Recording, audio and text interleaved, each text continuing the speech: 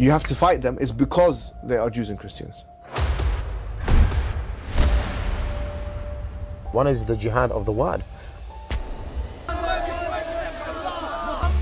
Either you give the jizya, or you do this, or you do that. We're not apologetic about that point.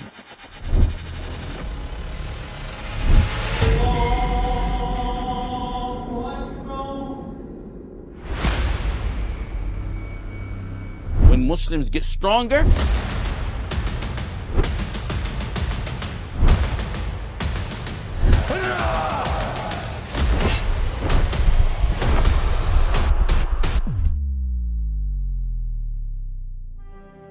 This is the state of the UK.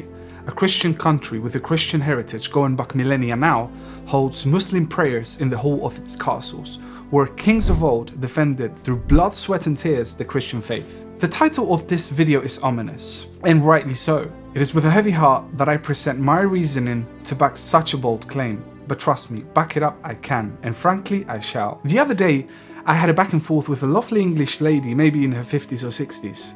She said something that truly resonated with me. She said, societies fall down the drain when good men have something to say and will not say it out of fear. Now let that sink in. And you know what? I think part of the problem is this weird war on European men. We've been told over and over and over that being a real man is toxic, that strength, courage, standing your ground, all of those things somehow are bad. Like you have to act more like a woman to be acceptable. So many men, so many brave men have been emasculated, silenced, pushed into a corner where showing any kind of masculinity now gets you labeled as the problem. In what sane and rational society does it even make the slightest sense to bring millions of people from a religion that at its core message, again and again throughout its scripture, states hatred towards us? This is not radical Islam or Islamists or a tiny fringe. This is Islamic teaching in the Quran and all throughout the Hadiths. Permission to beat disobedient wives, taking women captured in war as sex slaves, killing infidels, us. Now, surely you can point to somewhat controversial texts in the Bible. The difference is, this is the main teaching of Islam. While Christianity tells you to love your neighbor, turn the other cheek, so on, these so-called extremist views and so-called fringe part of Islam, they're actually Muslims following both the Quran and the Hadiths to the letter, like literally. When you hear that Islam is a religion of peace, sure it is. If you pay jizya, submit or convert to Islam, then it's peaceful, really peaceful. The three options that they're given, either you give the jizya or you do this or you do that. We're not apologetic about that point. That is truth. You should fight those empires around you or those hukumat around you which are Jew or Christian until they give the jizya.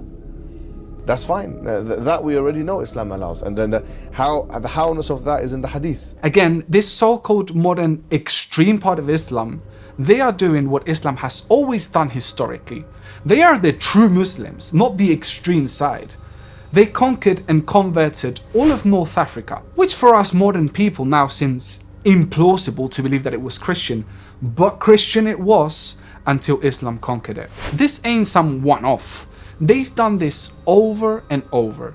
The siege of Vienna, they took Constantinople, they pushed into France, and then Spain, my home, where they nearly took it all. This isn't ancient history, it's a pattern, a warning. They waged war throughout my home country Spain and almost conquered the whole country, reaching as far as southern France. If it were not for the bravery and courage of a few Christian and pagan Spanish northern men and women, by the way where I'm from, who fought so bravely that they stopped an empire in its tracks, being the minority and the underdog, and forced them to retreat south in a war that lasted around 800 years, after which they were finally kicked out of Spain. If that happened in the US or the UK, we would have had 20 movies and 5 TV shows about it. And while I live and breathe, I will never spit on the memory and sacrifice of my ancestors. And if called upon to do so again, I would gladly lay my life down for my country as my ancestors once did. You know, I have this weird and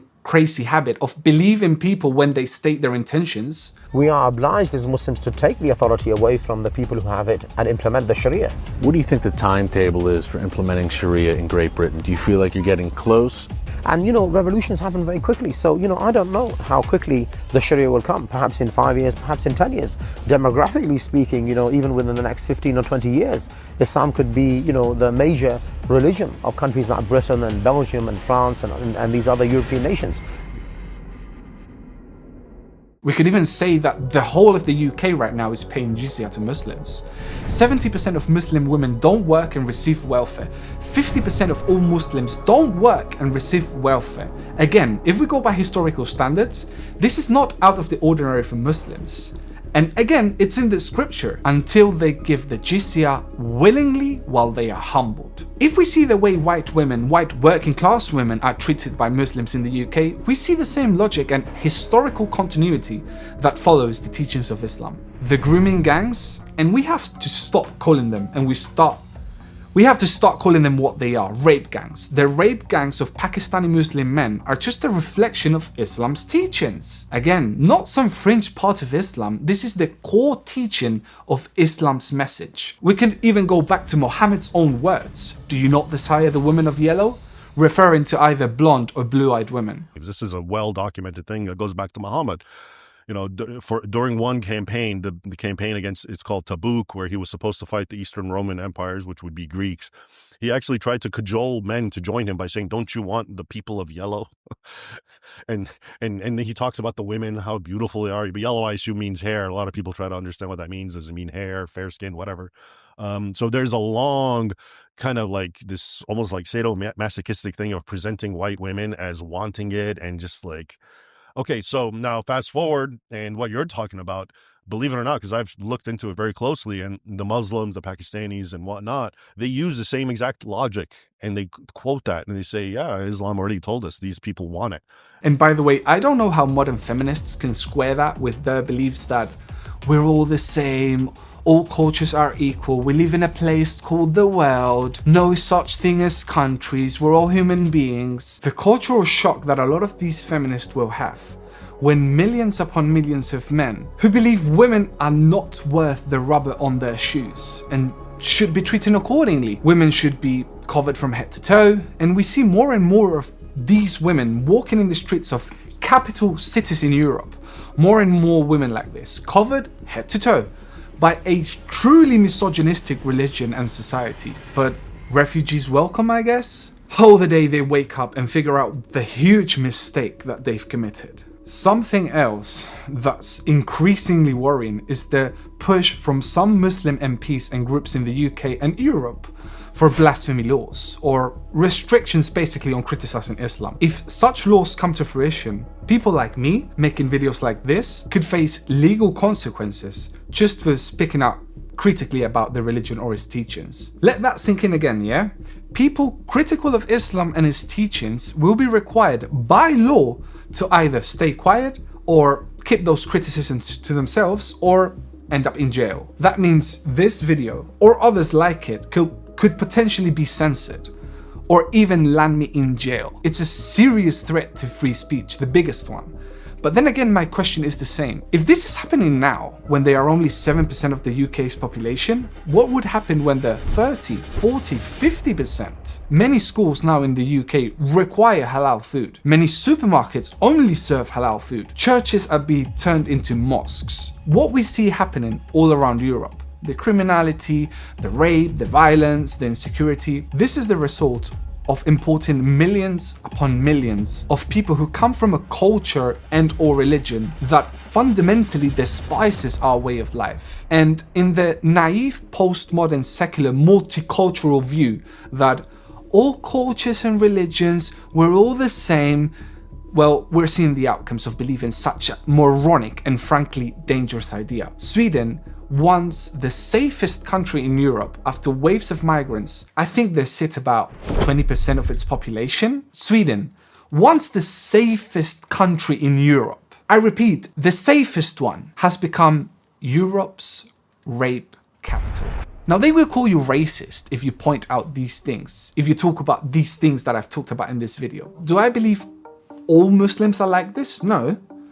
But their religious texts don't lie. If a Muslim considers himself to be a true believer of the Quran and the Hadiths, he must follow these doctrines, either subtly or explicitly. And Islam states clearly and unapologetically what I have discussed in the video. We, the infidels, the kafar, the non-believers, we are the enemy. They need to wage war against us in whatever way they can. I'm not inventing all the things that I've said in this video. Look them up.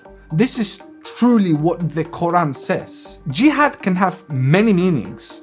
Jihad of the womb, jihad of the tongue, war. That means, for example, having as many babies and children as you can. For example, blasphemy laws. But there's more. There's much more. Death for apostasy, death for blasphemy, death for adultery, death for homosexuality, gender segregation, gender discrimination, child marriage, imprisonment for being raped. Burqas, women's testimonies in court is worth half of that of men's. Killing Christians in Islamic countries, 9/11, Madrid, London bombings, Manchester Arena, Southport, the countless car attacks in Germany, Theo van Gogh. I mean, the list is endless, it's actually endless. If birth rates in Europe continue the way they're doing right now, in 20 to 50 years, Muslims will not be 6 to 10% of the population as they are now. If at 7% of the population, they are 90% of MI5's terror watch list, 93,000 individuals on MI5 terror watch list. MI5 is like the English FBI. Again, let that sink in. 43 individuals, 7% of the total population has 43,000 individuals on a terror watch list. Let's crunch some numbers, shall we? 43% out of 3.9 million Muslims in the UK, that's roughly 1.1% on a terror watch list.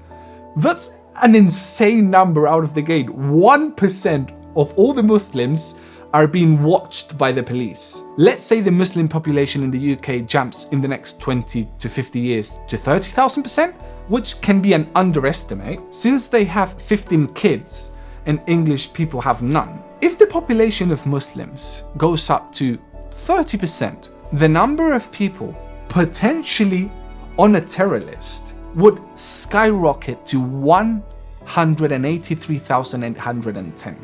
So let's say, for argument's sake, 200,000. And what we're probably not taking into consideration here is the self-indoctrination and radicalization spiral that would probably happen when the numbers go up to those levels. When integration happens less and less. My guess is that number would be much higher than 200,000. That's just an estimate. Let's say 500,000 to 1 million. But let's keep 200,000 for argument's sake. Then what you have on your hands now, it's war. It's not just 200,000 people on a terror watch list. It's all out war. Do I believe this could be changed? Sure I do. I just don't think we have anyone in power with, let's be honest, the balls to do what needs to be done. Now, I will lay out a very simple plan to the future that to me sounds like basic common sense. If you're on a terror watch list out of the country, if you ever say something remotely radicalized, out of the country. If you ever commit a crime in regards to terrorism, no matter what it is, out of the country. If the UK and Europe start playing around and say to Muslims, we understand your religion is violent, we understand this is part of your religion, but we are not going to tolerate it, not even a tiny bit, then I think probably we could coexist together. But again, like I said, no politician has the balls to do this or say what I'm saying in today's video.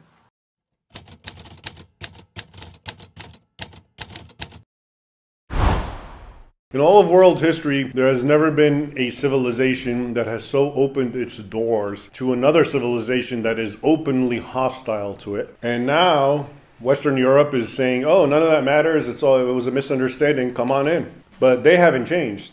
Anyway, thank you very much for watching, and like always, see you in the next one.